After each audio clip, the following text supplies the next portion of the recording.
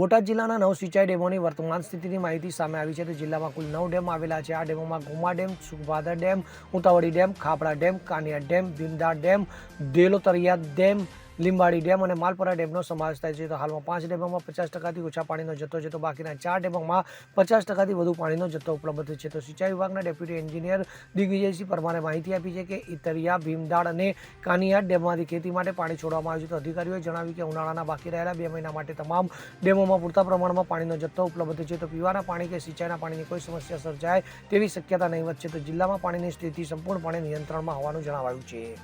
Bureau report CN24 news. હવે જુઓ દેશ દુનિયાની તમામ ખબરો તમારી આંગળીના ટેરવે.